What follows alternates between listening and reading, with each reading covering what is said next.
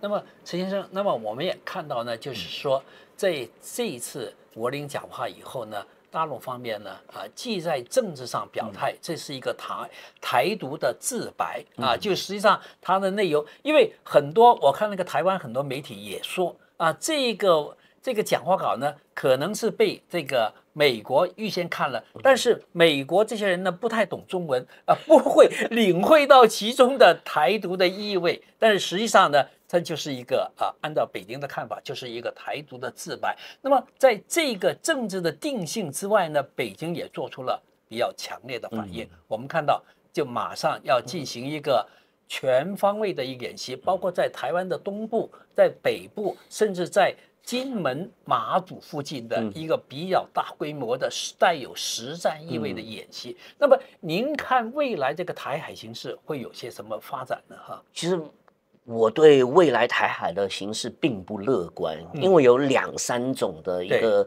风险点啊。是第一种就是你说这种演习呢，理论上是会提醒、会警惕台湾的民众呢，就是其实两岸不对话呢，对台湾人民是没有好处的。是，但是因为演习了这么多次，都没有擦枪走火了，所以慢慢的台湾的群众就已经觉得常态化，就觉得有老美国佬就是做那个他们的靠山了。对，那这样子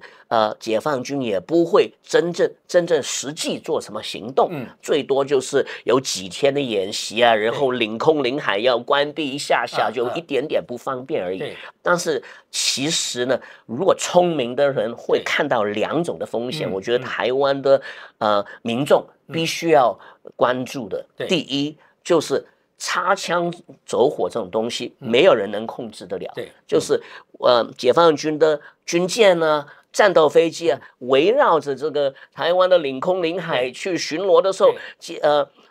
就是台湾的空军呢，或是什么也会拦截。这样子大家一点点的，就是不小心紧张啊，就会擦枪走火，这样子会有意无意变成了实体的冲突，这个不能排除，这个几率并非零啊。如果有这种效果呢，台湾政府和人民负担的那种代价是很大的，因为你不要说解放军要就是去什么占领台湾了，其实火箭炮部队，如果一旦发炮就是飞弹呢，这样子过去的话，台湾现在这种的就是拦截飞弹的能力呢，绝对是不足够的。所以台湾其实它的公共建设有很多弱点，是因为台湾就是山多，然后呢，它的发电站有几个，那个水坝水库有几个，公路最主要几条是吗？如果一被炸毁了，基本上整个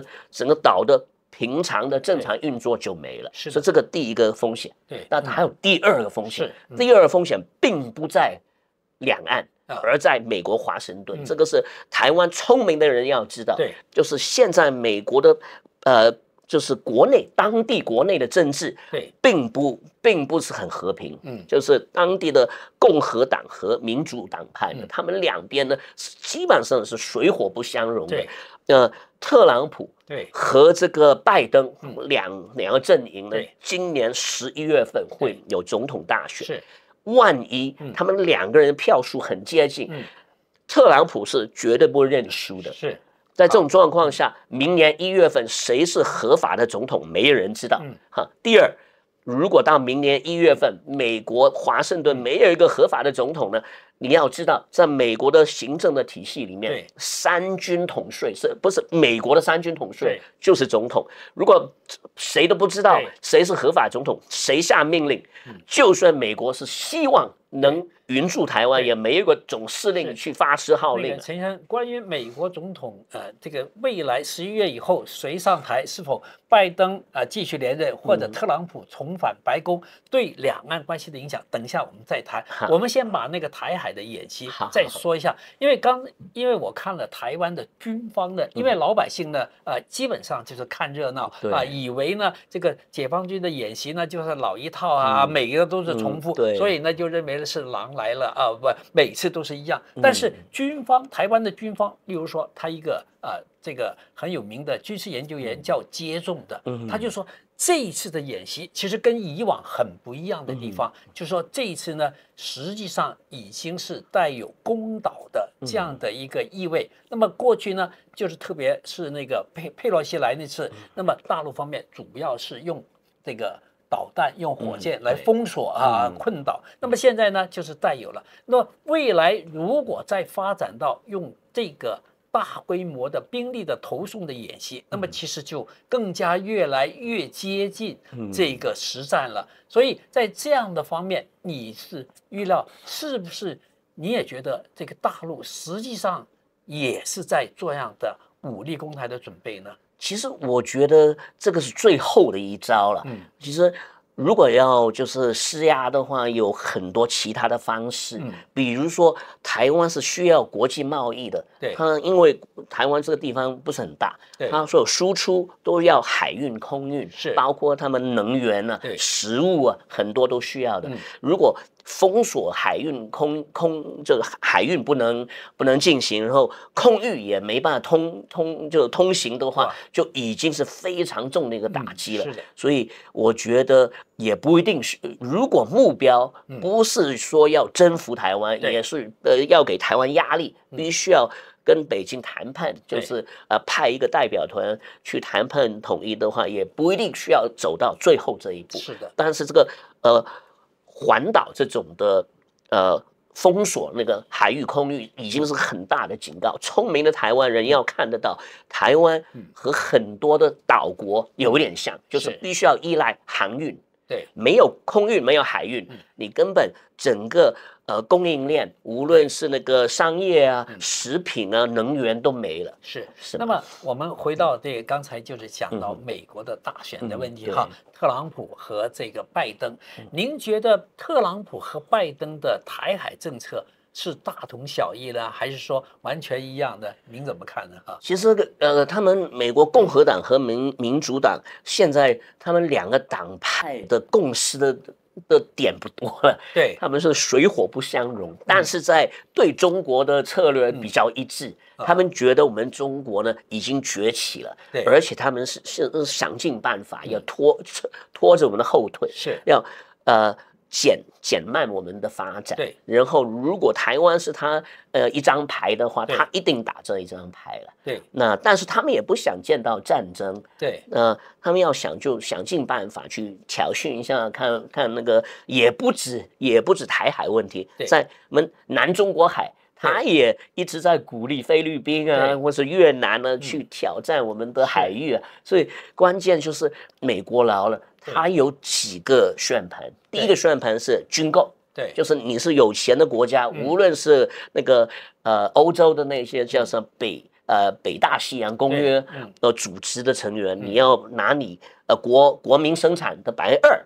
对嘛，就是等于是保护费。你买我们美国军备呢，未来你有问题我就帮忙你。你不买呢，特朗普一讲，那就无所谓，我就不管了。那台湾就一早就已经是有超越这2%的那个消费了。对，这种就等于是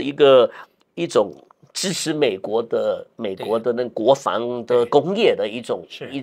的贡献。第二就是呢，美国是也希望我们国家多点烦恼。如果我们在亚洲多点烦恼了，也许我们在其他的地区了就不会这么活跃的去参与国际的事务了。像我们国家现在在中东是吗？和伊朗啊，和这个沙特阿拉伯，就是关系越来越好，也能创造一些就是他们某一些敌对国家呢，我们可以做一个和事佬，就是用台海和南海来牵制中国。对，就是如果我们都在南海和台海花很多力度，在中东啊、巴基斯坦、印度啊、非洲啊、南美洲啊，或者墨西哥啊，他们就没有这么多空闲的时间去发展其他的关系了。那么我们知道呢，你也是研究这个国际战略的。我们知道呢，现在是美国呢，其实面临的2场战争，一个是俄乌战争，一个呢是中东战争。2场战争呢，其实已经使到美国呢非常非常的伤脑筋要投入大量的金钱呢，还有精力。那么现在呢，就是美国呢也有2种声音，一种声音呢就是说，哎，千万不要在台海又发生了第3场战争，这样恐怕呢美国很难应付。但是呢，美国也有另外一种声音啊，就是说两岸的中国人自己打起来。两岸中国人自己打起来，可能对美国又是非常有利的。您怎么看这些问题呢？其实，美国如果你要看它的这个这个军工产业，对，他们产能呢，是不能应付就是多边战争的什么炮弹啊什么。如果要长期的高产量的生产，是它在以色列和特别是乌克兰。要供应他们已经是到上限了，对，所以如果以这个生产量来讲呢，是很难供应第3个战场的那种长期的消耗的。那第一，但是我觉得美国呢还有另外的想法，我说他们要想尽办法要扯着我们的后腿嘛，他们其中一个办法就是如果中国是真的。要没有其他办法了，因为擦枪走火，还是已经觉得绝望了。要真正要用武力来去教训那个民进党的话呢，在这种状况下，美国可以趁这个机会号召所有的就亲西方的国家去用那个经济来制裁中国。那当然，我们见到他们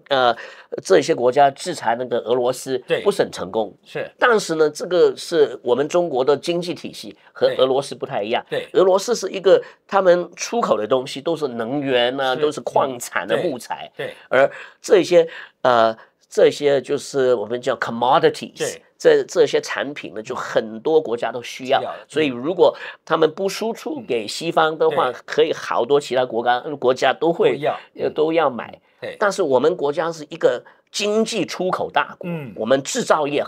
很丰盛，我们是第1大的制造，而且是国际贸易的国家。如果就是我们解放军真的没有其他办法要武力攻台，美国会趁这个机会号召西方国家，就是欧洲的国家，或是英国、欧盟啊，去抵制或是制裁，用经济方面，那这样子对我们的经济体的创伤会远远大于那个现在俄罗斯的经验了，所以这一方面要有关注。